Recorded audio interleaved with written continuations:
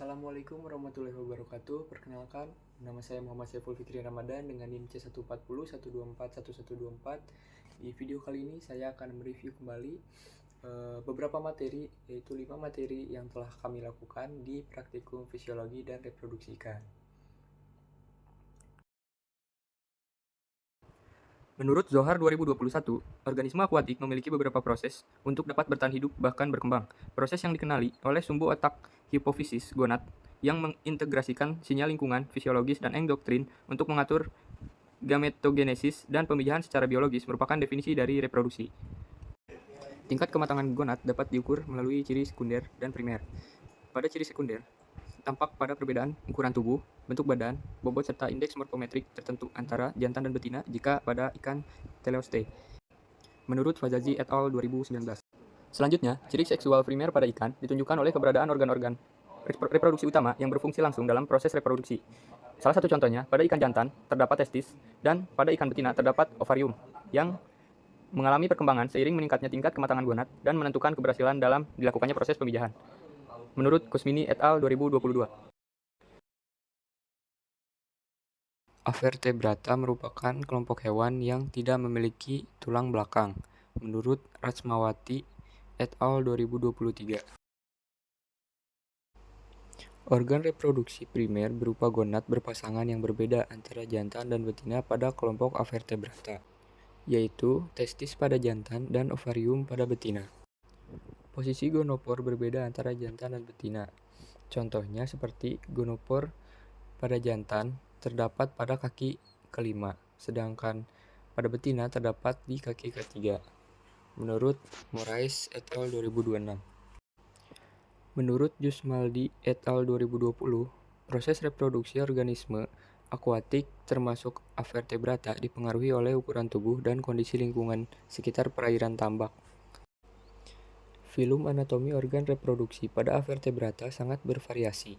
Gonad jantan berupa testis dengan struktur yang khas dan terlihat melalui dinding tubuh transparan. Menurut Lukin et al. 2024.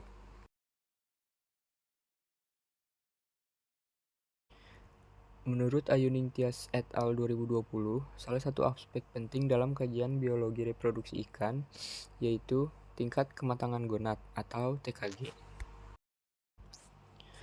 Beberapa faktor yang mempengaruhi tingkat kematangan gonad yaitu adalah dari faktor internal dan juga eksternal. Contohnya dari internal yaitu perkembangan gonad induk, sedangkan dari eksternal yaitu lingkungan sekitar. Menurut Ifat et al. 2020. Oke guys, jadi di sini kita mengamati pada ikan emas betina terdapat gonad di bagian bawah. Lalu dengan ciri-cirinya ini ada di tingkat kematangan gonad 2. Lalu lanjut ke ikan emas yang jantan terdapat gonad yang cukup besar, kemungkinan ini 25% dari tubuhnya untuk presentasenya. Lalu ini berada di tingkat kematangan gonad ketiga. Bagian pertama merupakan bagian kanulasi. Kanulasi dilakukan pada lubang urogenital yang terletak ada di belakang anus. Cirinya dapat dilihat dari warna kemerahan dan pada prosesnya lubang urogenital dimasukkan kateter dan disedot secara perlahan. Gonadosomatic Index atau GSI merupakan parameter kuantitatif yang digunakan untuk mengevaluasi perkembangan gonad melalui perbandingan berat gonad terhadap berat tubuh. Parameter selanjutnya yaitu Hepatosomatic Index atau HSI, yaitu perbandingan berat hati terhadap berat tubuh ikan yang digunakan untuk melihat cadangan energi. Kombinasi parameter seperti GSI dan HSI memberikan gambaran yang lebih lengkap dan akurat mengenai tingkat kematangan gonad. Menurut Jiang et al. 2024. Metode non-destruktif yang digunakan untuk mengidentifikasi jenis kelamin dan menilai perkembangan gonad tanpa harus membedah atau mengorbankan ikan sehingga memungkinkan pemantauan reproduksi secara berulang pada individu yang sama dan mendukung manajemen induk yang lebih efisien merupakan metode ultrasonografi atau USG. Prinsip kerja USG yaitu dengan menggunakan gelombang ultrasonik bertegangan tinggi yang dipantulkan oleh jaringan tumbuh dengan kepadatan berbeda. Menurut Seth Hawong et al. 2024.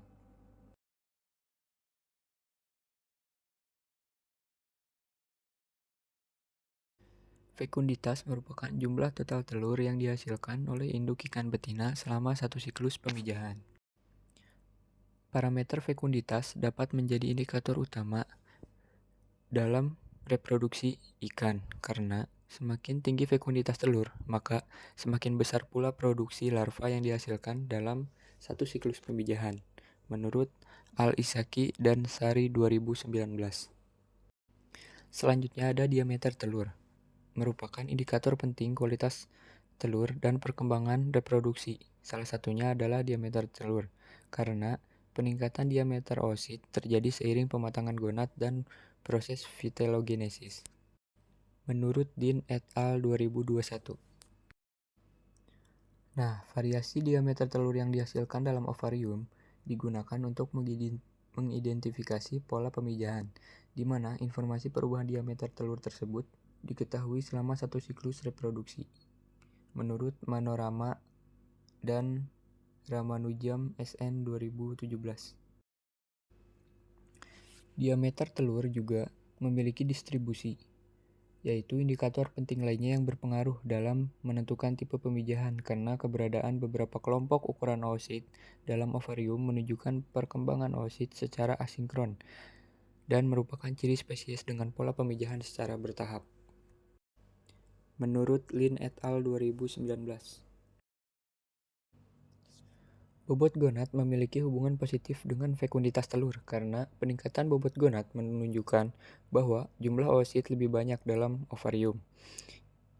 Jumlah telur meningkat di saat terjadinya peningkatan bobot gonad karena ovarium yang lebih berat mengandung lebih banyak oosit yang berkembang, menurut Ugrin et al. 2023. Nah, bobot gonad tersebut pada akhirnya dapat digunakan sebagai indikator utama dalam memperkirakan fekunditas telur dan potensi reproduksi ikan dengan adanya hubungan kuat yang telah dijelaskan sebelumnya. Menurut Barakov et al. 2024.